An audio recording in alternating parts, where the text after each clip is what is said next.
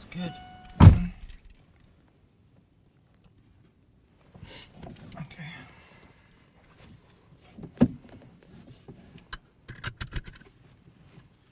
Okay, can you see me on there? Mm-hmm.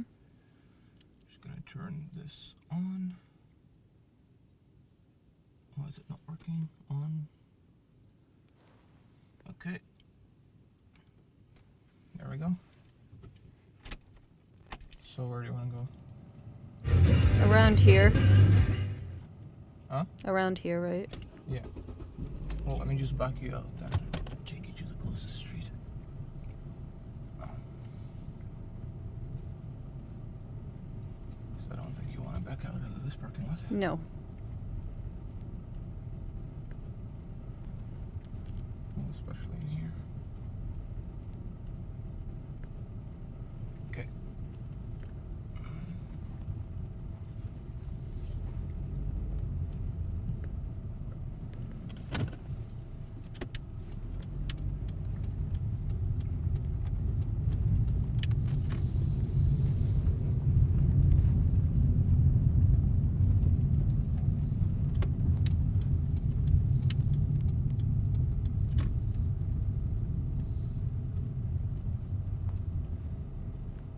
Okay. Okay. Ready? Yeah. Let's do this.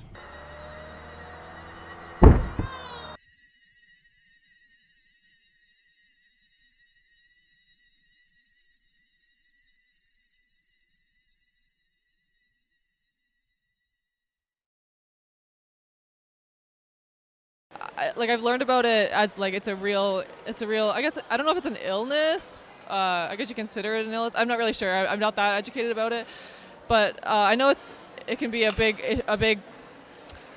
can be a big presence in people's lives, and it can really affect your life. I feel like it's just to maintain some sort of orderliness, or it's like to maintain orderliness when everything around them is chaotic, but I really don't know. It's just like when there's certain like actions that people kind of like they want to do like over and over. So like an example would be like, I don't know, if somebody like was always kind of like nervous about like their door being locked or something, so they'd always like constantly be checking the locks. You know, it's like it's impulsive. Like if you can't do whatever the behaviour is, then you get anxiety. I think something to do with that, maybe. I think it like varies in the degree of its like severity. I think it can like range from people getting anxious when things are in disorder, or people have to like repeat things in like in series of 3 or not. To be honest, like most of my understanding of OCD comes from the media. It's jungle out there, disorder and confusion everywhere. No one seems to care. Well, I do. Hey, who's in charge here? It's jungle out there, poison in the very air we breathe. You know what's in the water that you drink? Well, I do, and it's amazing. People think I'm crazy, 'cause I worry all the time. You paid attention, you'd be worried too. You better pay attention, or this world we love so much might just kill you. Penny. Penny.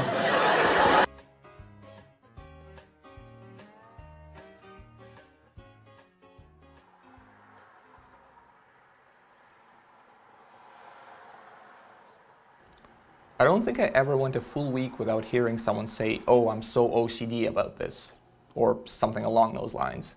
And it doesn't just happen with OCD. We also kind of have a general understanding that if someone is very skinny, she's anorexic, or if someone gets moody, he is bipolar. So why do we keep using illnesses, disorders, and disabilities as adjectives? And it's always easy to blame the media, but having encountered the realities of OCD myself, I know that it's only a small part of a much bigger problem. So I decided to make this film to find out why does the term OCD get used to describe behavior traits, such as perfectionism or cleanliness when the realities of OCD are much more complicated and, to be honest, quite disturbing. I had a coworker sort of shame me today because I don't drive and my hardworking significant other does. She wasn't mean about it, but her sentiments feed my insecurities about how others perceive me. I've had one coworker call me pathetic before. I'm 25, I don't drive, and I live in a city which requires driving and has a really crappy bus system. The thought of driving terrifies me. What if I go nuts and randomly not hit the brakes? Those huge metal death machines should not be ridden by somebody as unstable as myself. I know I have OCD and that I'm participating in avoidance behavior. But what if I don't trust myself? That machine is too big and too risky for me. A lot of people my age don't yet drive, but I wish I wasn't judged for it.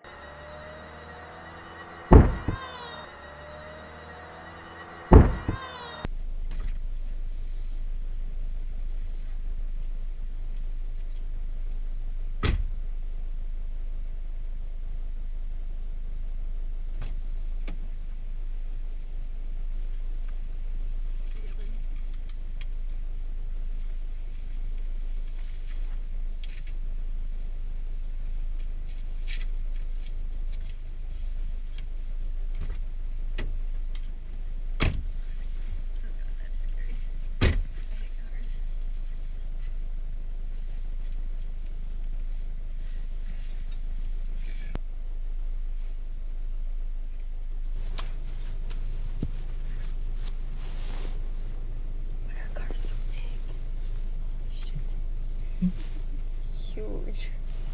What do people drive?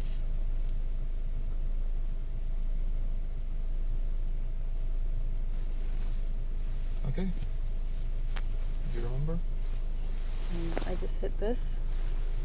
You can hit it. Hit it. Do you feel it?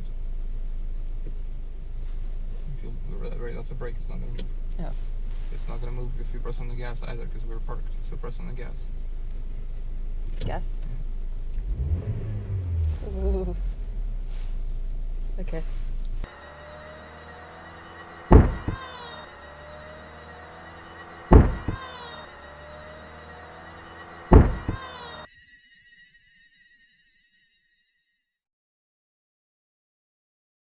Having lived with my girlfriend and her OCD for over 8 years, I've experienced and researched the realities of OCD. And I found a really interesting fact that over half of all OCD cases are not expressed through physical compulsions.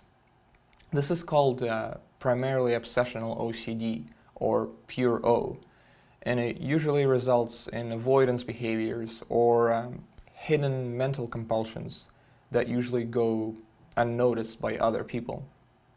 So I thought that would be a good point to start at to get a broader understanding of how we perceive disability, be it physical or mental. So last February, I went to talk to one of my humanities professors about this.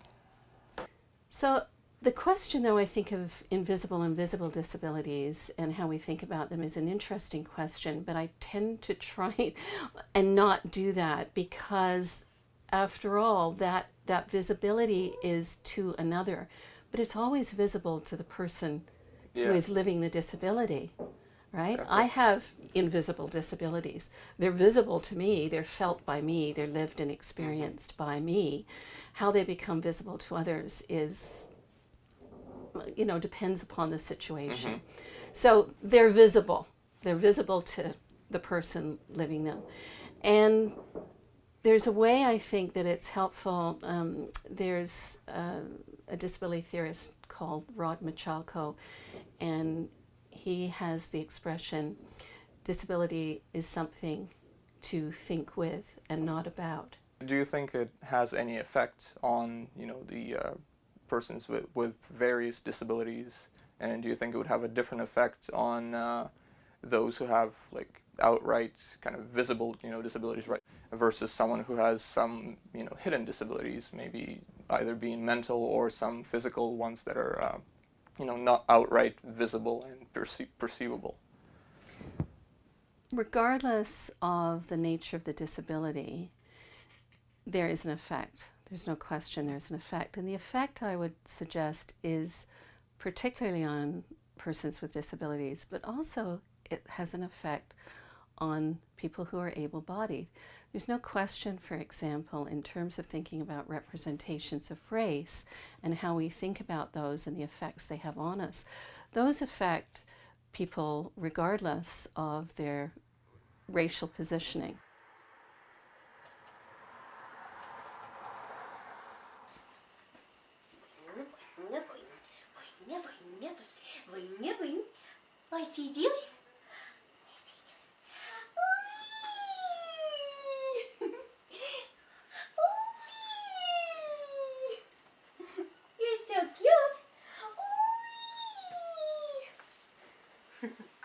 I had a stir today with my OCD. I was visiting my close friend who has a newborn. She's a preemie, but has grown. Anyway, while I held this little bundle, my second time doing so since she was just a week old, my violent, intrusive thoughts smacked me. See, I may be wanting a baby very, very soon, but the fragility of the newborn stirred my anxiety. I pictured myself dropping my own little non-existent newborn on purpose. Then the other thoughts sprang forth, drowning, dropping, stabbing. And the fact that I want a baby so badly but that these thoughts still sneak up distraught me. Hi friends, I'm a harm pure O sufferer. Anyway, today my friend asked me to babysit her baby. She's 4 months. She's adorable. I love her. And I said yes because I want to prove I can do this and that I am not dangerous. But my stomach is cold. Am I risking it? What if I hurt this beautiful little girl? I'm good with her, which is why she's asking me to. She knows about my OCD but still trusts me. Hi guys, I have harm OCD. It's been somewhat mild, but it sprung up again suddenly while I was holding my friend's 7-month-old. As I walked with the baby past an open door, an intrusive and sudden thought smacked me. I should throw her down these stairs. I honestly stopped in my tracks and fought an inner battle. I don't recall the moments clearly, but I finally kicked the basement door shut and proceeded to the kitchen where my friend was. My friend, entirely unalarmed, greeted us. I wanted to put the beautiful baby down, but I fought against it. I need to control my OCD. I went to the living room and sat down with the baby while my boyfriend was marking his homework. Everyone was entirely unaware of this inner battle. I could feel the adrenaline zipping through me. I placed the baby on my lap and attempted to play with her. She sat, enjoying her playtime. Nobody knew anything was amiss. The baby was fine. How dare I risk this beautiful baby's life just to convince myself that I wouldn't? It felt like I would. Was my shutting the basement door in a compulsion? Should I have been honest with my friend? These thoughts raced through my head. Thank you guys for reading if you did. I do feel good that I fought it, but I feel badly that there had even been a battle. The understanding of OCD has reduced to just compulsions because that is what's visible to others. And no one really bothers to question what else is visible to those who actually have obsessive compulsive disorder, which in most cases is a constant, overwhelming sense of doom.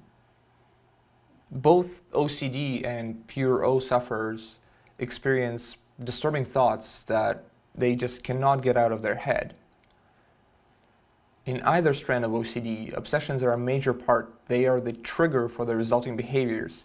So why then, out of the 10 people I've talked to in that cafeteria, 9 of which knew that OCD stands for obsessive compulsive disorder, only 1 actually mentioned the obsessions when trying to describe it? And the reason for that is that we have created a household definition of the term OCD that only exists in popular culture, and it is completely disconnected from the actual medical meaning of this term. And the pop culture meaning keeps being reinforced every time it's used as an adjective or it's used to portray behavior quirks in various films or TV shows or on online communities. So should then the content producers be more careful about what they're representing and how they're framing it? They're using things that people might associate with OCD in order to create a twist that makes it more complicated for that particular character to do what he's trying to do, and to add some comedy to the situation. I what's really problematic about that, well, I think there's two things that are problematic in Monk. I mean, one is he becomes completely associated with the disorder, right? Monk is the disorder, Yeah, it right? becomes an impersonation of it, I would say. Yeah, well, it becomes, Yeah. and I think this is something that's really dangerous about the way we often treat different disorders or diseases even in society, is that, you know, people joke all the time about doctors talking about the kidney in room 102. Well, it's not a kidney, it's a person with a kidney problem, right? Mm-hmm. I think what's dangerous about the way Monk uses that, the show Monk uses that dramatic device, is that the character becomes almost completely defined by his obsessive compulsive rituals, right? Whereas, I mean, nobody is completely defined by their disorder. There's other things about them. Yeah. And would you say, like, we know that there is obviously an ethical responsibility when you're making a documentary or like a performance that would actually, or even research, right, that actually includes real people.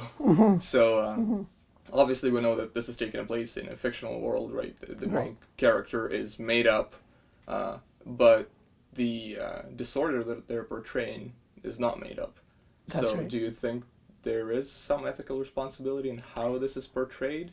Well, I think the real problem I have with Monk is that they, you know, if they never said what this disorder was, I would have less ethical problems with it. I think the ethical danger of the way they're portraying the character is because they make motions towards this is something real in the world, they lead audiences to believe that something that is effectively for them really just a dramatic device is teaching audiences something, or is giving them some insight into a disorder that it really isn't. It's not portraying it in any adequate kind of way.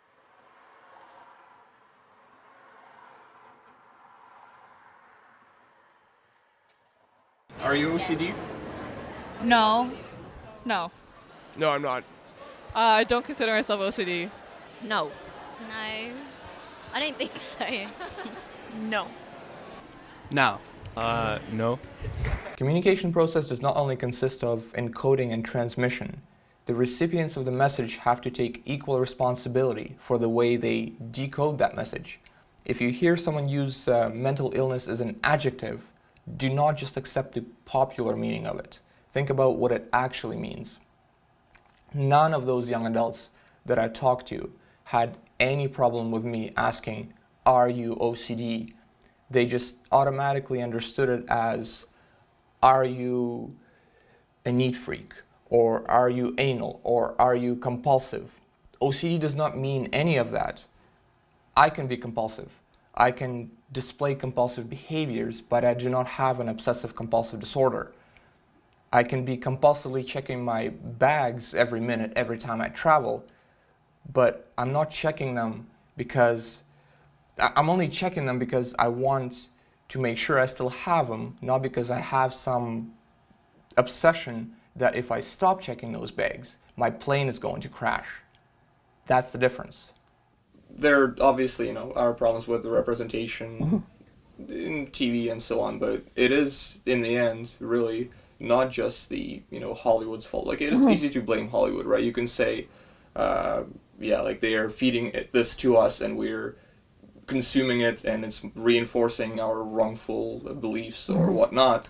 But I think it is actually up to the consumer to change it, because Hollywood is not going to be the forefront of change. They're terrified of change. I think that Hollywood and major TV producers need to be more ethical and responsible about how they portray these things. But on the other side, I think we as consumers of mass entertainment also need to be responsible and critical, and to distinguish between what is a fictional portrayal designed to entertain and what is a documentary that is designed to tell us how the world works. They're two different beasts, and we need to watch them differently.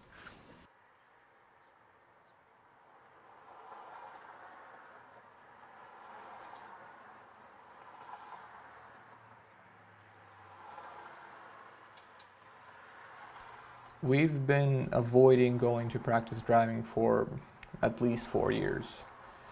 When we actually had a goal to go record it, we made at least 5 attempts, but every time we would come up with an excuse. You know, we worked late and we ran out of daylight. Some plans would come up. We had 3 snow days. I felt bad pressuring her into driving. I could see how terrified she was. She told me she couldn't remember most of it after we were done.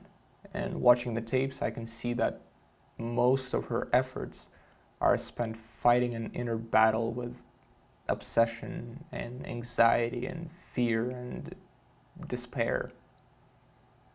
I know that she only wants to drive because of what she thinks others say about her, that she's pathetic, that she uses me. I never thought that. I don't want her to drive to shut up some asshole that told her she's pathetic. I don't want her to drive until she wants to do it for herself, to celebrate a small victory over another obsession, and to go on coping with all the other. Okay? You okay? That's scary. You did fine. You did good. Alright, do you want to keep driving or? I think I'll be okay.